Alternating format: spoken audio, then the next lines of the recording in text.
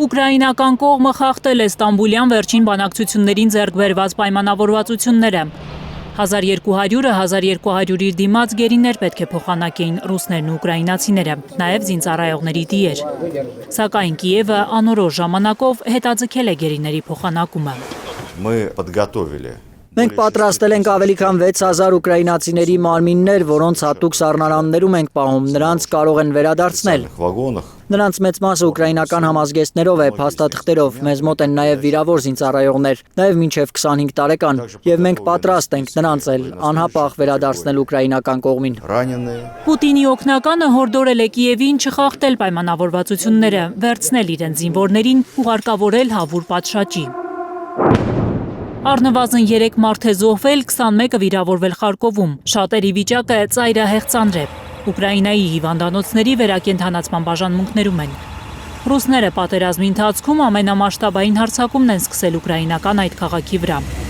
Քաղաքապետ Իգոր Տերեխովն է այդպես բնութագրել ռուսների գրոհը։ Գիշերը Խարկովի երկինքը լուսավորվել է զանգվածային հարձակման հետևանքով։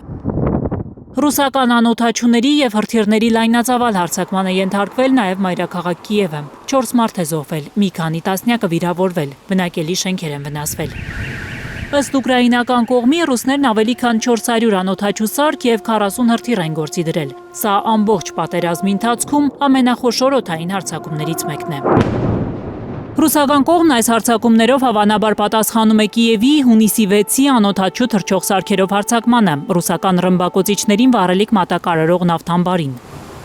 Կիևն է առիթ տվել, որ Պուտինը մասշտաբային հարձակում է սկսել Խարկովի ուկրաինական այլ բնակավայրերի ուղղությամբ, համոզված է ԱՄՆ նախագահ Դոնալդ Թրամփը։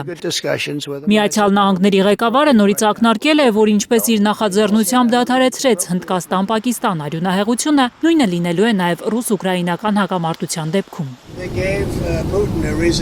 Նրանք Պուտինին առիթ տվեցին 3 երեկոյան մտնել ու ռմբակոծել իրենց, դա ինձ դուր չեկավ, երբ տեսա Ուկրաինայի գործողություններն, ասացի հիմա պատասխան հարված է լինելու։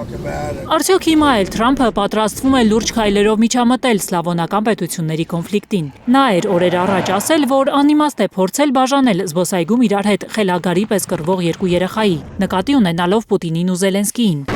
Թող կռվեն, հանգստանան, հետո կմիջամտենք, ասել էր Թրամփը։ Նրա այս հայտարարությանն արձագանքել է Ուկրաինայի ղեկավարը։ Զելենսկին ասել է, որ ինքն ու Պուտինը զբոսայգում խաղացող երեխաներ չեն, որ Ռուսաստանի ղեկավարը մարդասպան է, որը մտել է խաղահրապարակ երեխաներին սպանելու համար։ Համոզված է Ուկրաինայի ղեկավարը, որ Թրամփն իրենց չի հասկանում։ Մանկական խաղեր չեն խաղում ռուս-ուկրաինական ճակատում։ Ուկրաինայի զինուժը հայտնում է, որ վերջին 1 օրում 212 մարտական բախում է եղել ճակատային գծի տարբեր հատվածներում։ Ամենաակտիվ մարտերը Դոնեցկի մարզի Պոկրովսկ քաղաքի ուղղությամբ են։ Գայանե Մովսիսյան, Հարություն Մաթևոսյան, Հայլուր։